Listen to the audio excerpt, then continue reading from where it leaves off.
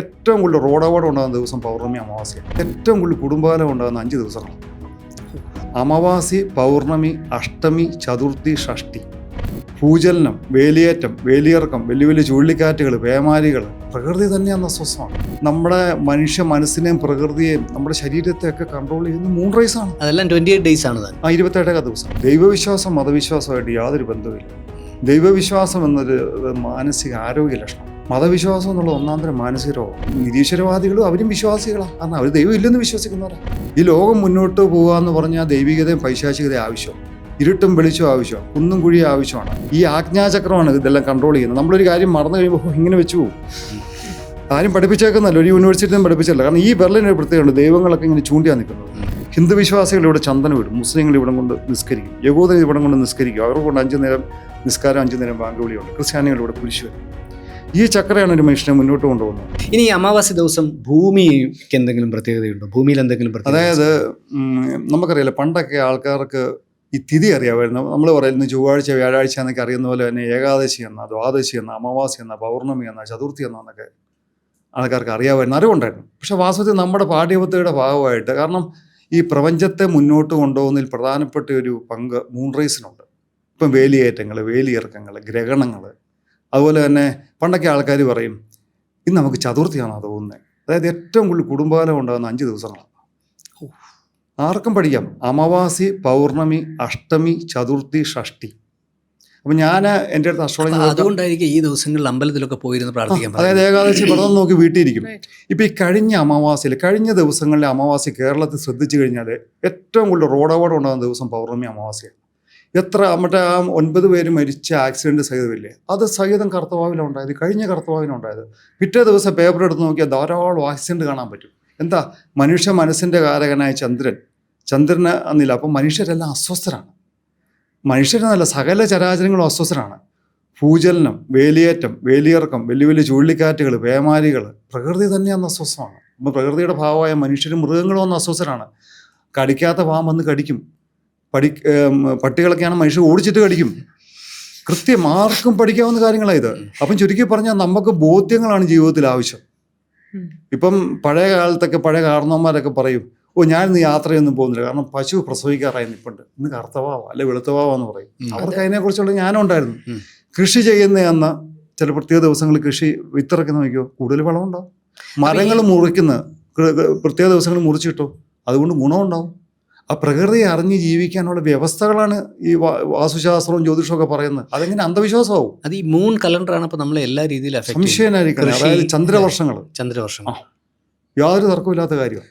ഈ modern calendar ഒരു പക്ഷേ സോളാർ കലണ്ടർ അതിനേക്കാൾ ഉപരിയായിട്ട് നമ്മുടെ മനുഷ്യ മനസ്സിനെയും പ്രകൃതിയെയും നമ്മുടെ ശരീരത്തെയൊക്കെ കൺട്രോൾ ചെയ്യുന്ന 3 റൈസാണ്. അതെല്ലാം 28 ഡേയ്സ് ആണ്. 27 ദിവസം. 27 ദിവസം. ഇപ്പം നാളെന്ന് പറയുന്നത് പോലെ ഒരുപക്ഷെ ലോകത്ത് ആദ്യമായിട്ടുണ്ടായ ശാസ്ത്രം തന്നെ ജ്യോതിഷശാസ്ത്രം അല്ലെന്ന് തറയ്ക്കുന്ന ആൾക്കാരുണ്ടാകും. ജ്യോതിഷമാണെന്ന് പറയാൻ പറ്റും. കാരണം മനുഷ്യനുണ്ടായി, അതിപ്പം പരിണാമ സിദ്ധാന്തം വഴി ഉണ്ടായതായിരിക്കാം പോട്ടെ, അല്ലെങ്കിൽ ദൈവം സൃഷ്ടിച്ച് ഇറക്കിയതായിരിക്കാം. എങ്ങനെയാണ് വിശേഷബുദ്ധിയുള്ളൊരു ജീവി ഉണ്ടായി? അവരാദ്യം കണ്ടത് എന്തായിരിക്കും?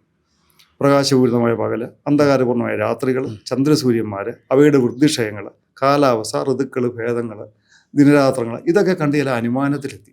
അനുമാനത്തിന് സിദ്ധാന്തം ഉണ്ടായി. ആ സിദ്ധാന്തം അപരിച്ച് ശാസ്ത്രം ഉണ്ടായി.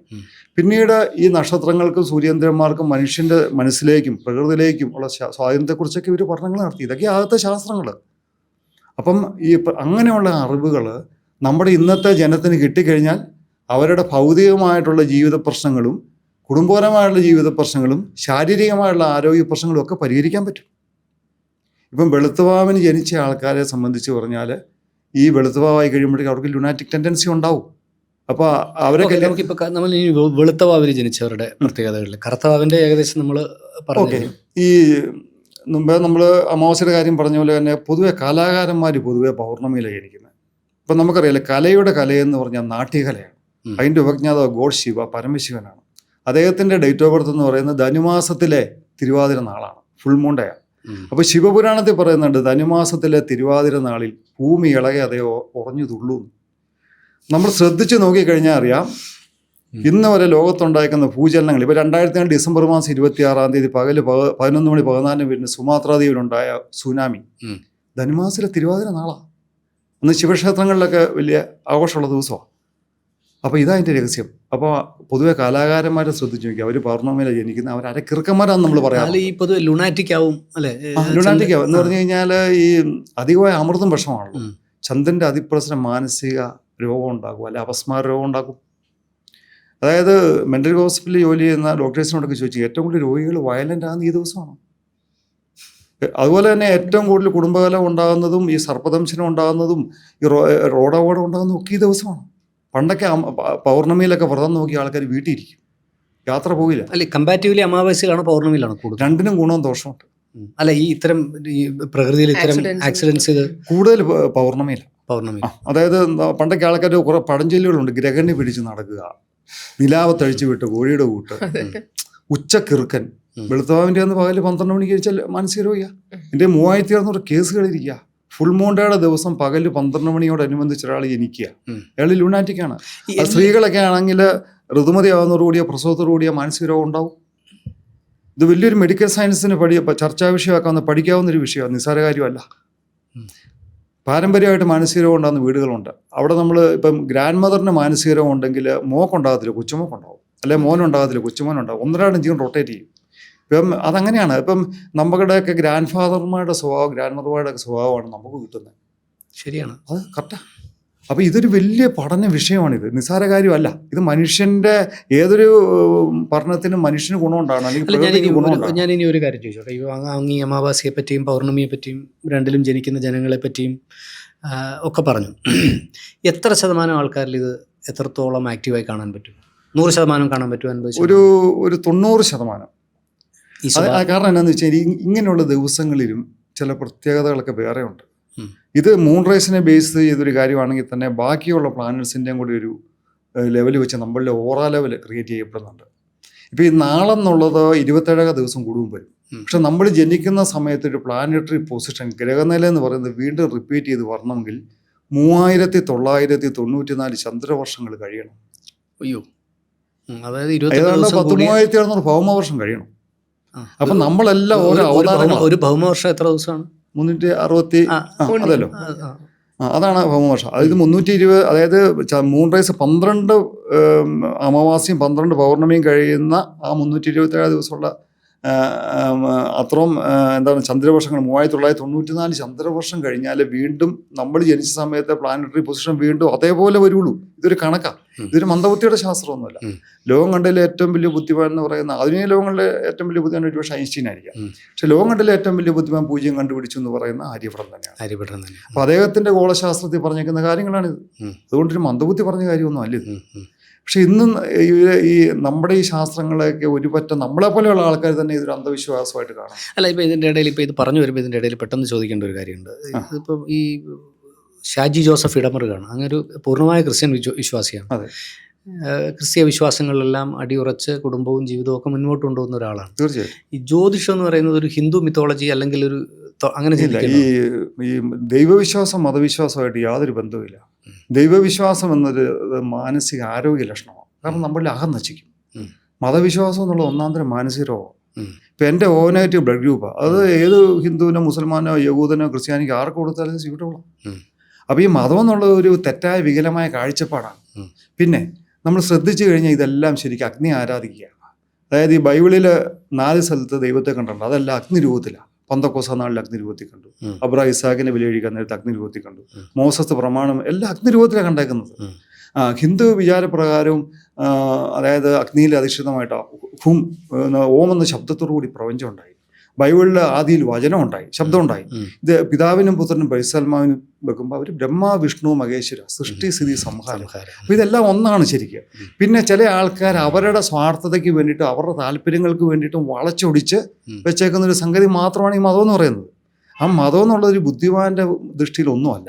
അങ്ങയുടെ നാട്ടിൽ നിന്നുള്ള ജോസഫ് ഇടമറുക് പറഞ്ഞേക്കുന്നത് കൃഷ്ണനും ക്രിസ്തുവും ജീവിച്ചിരുന്നില്ല, പക്ഷെ ഇത് എല്ലാവരും ജീവിച്ചിരുന്നു എന്നാണ് അങ്ങ് പറയുന്നില്ലേ? അല്ല, അത് ഈ ജീവിച്ചിരുന്നോ മരിച്ചോ എന്നുള്ളതിനേക്കാൾ ഉപരി അവരുടെ വാചനങ്ങളും സത്യങ്ങളും സങ്കല്പങ്ങളും പ്രബോധനങ്ങളും ഒക്കെ നമുക്ക് ആർക്കും കൊള്ളാലോ. ഇപ്പോൾ ഒരു നല്ല കാര്യം ഒരു സ്ഥലത്ത് നിന്ന് കേട്ട് കഴിഞ്ഞാൽ അത് എവിടുന്ന് വന്നു എന്നുള്ളത് അന്വേഷിക്കാം. ഓക്കെ, ആയിക്കോട്ടെ. പക്ഷെ ആ നല്ല കാര്യം നല്ലതാണെങ്കിൽ നമുക്ക് ഉൾക്കൊള്ളുന്നതോട് തെറ്റൊന്നുമില്ലല്ലോ. നിരീശ്വരവാദികളും അവരും വിശ്വാസികളാണ്. കാരണം അവർ ദൈവം ഇല്ലെന്ന് വിശ്വസിക്കുന്നവരാ. അപ്പോൾ അവരും വിശ്വാസികളാണ്. ഈ വിശ്വാസമില്ലാതെ ഒരു കാരണവശാലും ആർക്കും മുന്നോട്ട് പോകാൻ പറ്റത്തില്ല. അതാണ് എൻ്റെ യാഥാർത്ഥ്യം. അപ്പോൾ വിശ്വാസത്തിന് ഓരോ മനുഷ്യനും ഓരോ കാഴ്ചപ്പാടുകളും സങ്കല്പമാണ്. അത് അവനിൽ അധിഷ്ഠിതമായ കാര്യമാണ്. അവൻ്റെ പ്രകൃതി കൊടുത്തേക്കുന്ന ഒരു കാഴ്ചപ്പാടാണ്. അതിപ്പം ഓരോരുത്തരുടെ ഓരോ അഭിപ്രായങ്ങളെ മാനിക്കുക എന്നുള്ളതാണ് ആവശ്യം. അപ്പോൾ അങ്ങ് പറഞ്ഞ മഹത്തായ ഒരു കാര്യം എന്ന് പറയുന്നത് ഈശ്വരവിശ്വാസവും മതവിശ്വാസവും നമ്മൾ രണ്ട് വഴിക്ക് രണ്ട് ധ്രുവങ്ങൾ ഒരിക്കലും കൂട്ടിമുട്ടിയാൽ ശരിയാകത്തില്ല, സ്പാർക്കാവും. അതാണ് ഈ ലോകത്തിന്റെ എല്ലാ പ്രശ്നങ്ങളുടെ അടിസ്ഥാനം മതം. അപ്പൊ അതായത് നമ്മൾ റിലീജിയസ് ആവുന്നതും സ്പിരിച്വൽ ആവുന്നതും രണ്ട് കാഴ്ചപ്പാട് ഡിഫറെന്റ് ആണ്. തീർച്ചയായിട്ടും. അപ്പൊ ഈ ജ്യോതിഷം എന്നുള്ള ഒരു മതാധിഷ്ഠാനത്തിൽ ഒരിക്കലും മതത്തിൽ അധിഷ്ഠിതമല്ല ഇത്. ഈ ജ്യോതിഷം ശാസ്ത്രീയമല്ല എന്ന് പറയുന്നതിൽ എന്താ അർത്ഥമുള്ളത്? ഈ ശാസ്ത്രത്തിന്റെ കുറെ നിർവചനങ്ങളൊക്കെ ഉണ്ട്. അതെന്ന് പറഞ്ഞാൽ അതും ഒരു കാഴ്ചപ്പാടുകൾ മാത്രം. അപ്പോൾ ഈ ജ്യോതിഷം എന്ന് പറഞ്ഞ ഒരു അനുഭവം. ഇപ്പം നമുക്ക് ദൈവികമായ അനുഭവം ഉണ്ടാവും, പക്ഷേ ദൈവികമായ കാഴ്ചപ്പാടുകളൊന്നും നമുക്ക് ദൈവത്തെ കാണിച്ചു കൊടുക്കാനോ അങ്ങനെയുള്ള രീതിയിലുള്ള പറ്റത്തില്ല. പക്ഷെ നമ്മുടെ ജീവിതത്തിൽ പല പല കാര്യങ്ങളും നമ്മൾ ജീവിതയാത്രയിൽ നമ്മൾ ഓരോ വ്യക്തികളെ കണ്ടുമുട്ടുന്നു. അത് ചിലപ്പോൾ അവർ ദൈവമായിട്ട് വരും, വേറെ ചില വ്യക്തികളെ കണ്ടുമുട്ടുന്നു, അത് നമുക്ക് പിശാചായിട്ട് വരും. ഈ ലോകം മുന്നോട്ട് പോകുക എന്ന് പറഞ്ഞാൽ ദൈവികതയും പൈശാചികതയും ആവശ്യമാണ്, ഇരുട്ടും വെളിച്ചവും ആവശ്യമാണ്, കുന്നും കുഴിയും ആവശ്യമാണ്, നല്ല സമയം മോശമായ സമയം ആവശ്യമാണ്. അപ്പോൾ ഈ ഹിന്ദു സങ്കല്പത്തിൽ നമ്മൾ സ്ഥിതി എന്ന് പറഞ്ഞാൽ മഹാവിഷ്ണുവാണ്. മഹാവിഷ്ണുവിന് പല അവതാരങ്ങളുണ്ടായിട്ടുണ്ട്, ദശാവതാരങ്ങളുണ്ടായിട്ടുണ്ട്. അതോടൊപ്പം തന്നെ അതിനൊരു മറുവശമുണ്ട്. അതായത് ദേവന്മാരുടെ ഗുരു എന്നാണ് മഹാവിഷ്ണു ഗുരു എന്ന് വിളിക്കും. അസുരന്മാരുടെ ഗുരുവായി ശുക്രാചാര്യരുണ്ട്, അതും ഗുരുവാണ്. അപ്പോൾ നമ്മൾ ഈ ചില സ്ഥലത്തൊക്കെ ചെന്ന് കഴിഞ്ഞാൽ വിഷ്ണു മായ, മറഞ്ഞിരിക്കുന്ന വിഷ്ണു എന്നുള്ളൊരു കാഴ്ചപ്പാടുണ്ട്. അത് ശരിക്കും പറഞ്ഞാൽ അസുര ഗുരുവായ ശുക്രാചാര്യരാണ്. ഇത് രണ്ടും ഗുരുക്കന്മാരാണ്. ഇവർ രണ്ടും കൂടി ഇല്ലാതെ ലോകം മുന്നോട്ട് പോകത്തില്ല. പ്രകൃതിയും പോകത്തില്ല. തമസോമാ ജ്യോതിർഗമ, ഇരുട്ടിന്നെ വിളിച്ചുണ്ടാവുള്ളൂ. പ്രകൃതി മുന്നോട്ട് പോകണമെങ്കിൽ ഇത് രണ്ടും ആവശ്യമാണ്. നമ്മളിൽ തന്നെ റൈറ്റ് ബ്രെയിൻ കംപ്ലീറ്റ് നെഗറ്റീവാണ് ചിന്തിക്കുന്നത്, ലെഫ്റ്റ് സൈഡിലെ ബ്രെയിൻ കംപ്ലീറ്റ് പോസിറ്റീവാണ് ചിന്തിക്കുന്നത്. ഈ ആജ്ഞാചക്രമാണ് ഇതെല്ലാം കൺട്രോൾ ചെയ്യുന്നത്. നമ്മളൊരു കാര്യം മറന്നു കഴിയുമ്പോൾ ഇങ്ങനെ വെച്ചു പോകും. ആരും പഠിപ്പിച്ചേക്കുന്നല്ല, ഒരു യൂണിവേഴ്സിറ്റിയും പഠിപ്പിച്ചല്ല. കാരണം ഈ ബെർലിനൊരു പ്രത്യേകമുണ്ട്, ദൈവങ്ങളൊക്കെ ഇങ്ങനെ ചൂണ്ടിയാണ് നിൽക്കുന്നത്. ശ്രീകൃഷ്ണ സുദർശന ചക്രം ചലിപ്പിച്ചു എന്ന് പറയുന്ന ബെർല. സു എന്ന് പറഞ്ഞാൽ നല്ലതെന്നും ദർശനം എന്ന് പറഞ്ഞാൽ കാഴ്ചപ്പാടെന്നാണ്. നല്ല കാഴ്ചപ്പാടിനെ ചലിപ്പിച്ച ബെർലാണ്. അതാണ് നമ്മൾ ഇങ്ങനെ വെക്കുന്നത്. എന്തിനാ ഈ ചക്രം പോലെ വൃക്ഷം പോലെ ഇരിക്കുന്ന ഈ ആജ്ഞാചക്രത്തിനെ നമ്മൾ ഉത്തേജിപ്പിക്കുകയാണ്. ഹിന്ദു വിശ്വാസികൾ ഇവിടെ ചന്ദനം ഇടും, മുസ്ലിങ്ങൾ ഇവിടം കൊണ്ട് നിസ്കരിക്കും, യഹൂദർ ഇവിടം കൊണ്ട് നിസ്കരിക്കും, അവർക്ക് കൊണ്ട് 5 നേരം നിസ്കാരം, 5 നേരം ബാങ്കുവിളിയുണ്ട്. ക്രിസ്ത്യാനികൾ ഇവിടെ കുരിശ് വരയ്ക്കും. ഈ ചക്രയാണ് ഒരു മനുഷ്യനെ മുന്നോട്ട് കൊണ്ടുപോകുന്നത്. അപ്പോൾ നമ്മൾ യോഗ ചെയ്യുമ്പോഴും വ്യായാമം ചെയ്യുമ്പോഴും അഗ്നിയെ സാക്ഷിയായിട്ട് പ്രാർത്ഥിക്കുമ്പോഴും ഒക്കെ ഈ ചക്ര ഉത്തേജിപ്പിക്കാൻ നമ്മൾ ശ്രമിക്കുന്നത്. അതിലൂടെ നമുക്ക് ടെൻഷൻ കുറയ്ക്കാൻ പറ്റും, ആരോഗ്യമുള്ളൊരു മനസ്സുണ്ടാക്കാൻ പറ്റും. ആരോഗ്യമുള്ളൊരു മനസ്സിൽ നിന്നാണ് ഇന്ന് വരെയുള്ള എല്ലാ സംസ്കാര പരിഷ്കാരങ്ങളുടെയും ആരംഭം എന്ന് പറയുന്നത്. അപ്പോൾ നമുക്ക് ആരോഗ്യമുള്ളൊരു മനസ്സില്ലെങ്കിൽ എനിക്ക് സന്തോഷമില്ല മറ്റുള്ളവരത് കൊടുക്കാൻ പറ്റുമോ? സമാധാനം ഇല്ലെങ്കിൽ കൊടുക്കാൻ പറ്റുമോ? എന്താ പറയുന്നത്, ധനമില്ലേ കൊടുക്കാൻ പറ്റുമോ? അറിവില്ലേ പറഞ്ഞു കൊടുക്കാൻ പറ്റുമോ? അപ്പോൾ ഇതൊക്കെ ആർജിക്കുക എന്നുള്ളത് നമ്മുടെ ആവശ്യമാണ്. അതിന് നമുക്ക് ആജ്ഞാചക്രം ഉത്തേജിക്കണം. നമ്മളാരാണെന്ന് സ്വയം ബോധ്യപ്പെടണം. ഇവിടുത്തെ മനുഷ്യൻ്റെ പരാജയത്തിൻ്റെ അടിസ്ഥാനം എന്താണെന്ന് ചോദിച്ചാൽ അവൾ ആരാണ്, അവൻ ആരാണെന്ന്, നേതാരാണെന്നുള്ളൊരു കാഴ്ചപ്പാടുണ്ട് നമുക്ക്. പക്ഷെ നമ്മളാരാണെന്ന് നമുക്ക് അറിയത്തില്ല. നമ്മളാരാണെന്ന് അറിയുന്ന നിമിഷം നമ്മുടെ ലോകം തുറന്നു. അവിടെ വിശാലമായ ലോകത്തേക്ക് നമ്മൾ കടക്കും. അവിടെ നമ്മൾ പാറിപ്പറക്കും, സന്തോഷിക്കും. ബുദ്ധനും ശങ്കരനും പോലും അന്വേഷണത്തിൽ അല്ല, അവരൊക്കെ അങ്ങനെ ചെന്ന ആൾക്കാരാണ്. അവർക്കൊക്കെ അല്പായുസായിരുന്നു. എല്ലാവർക്കും 32, 33. ഇപ്പൊ അതറിയാൻ പറ്റില്ല. ശ്രീബുദ്ധ ഭഗവാനും ശങ്കരാചാര്യരൊക്കെ 32 വയസ്സ്, യേശുക്രിസ്തു 33 വയസ്സ്. അവരത്ര പോളൂ, അത് മതി. ബ്രൂസിലി പോലും 36 ആണെന്ന് തോന്നുന്നു. അതെ,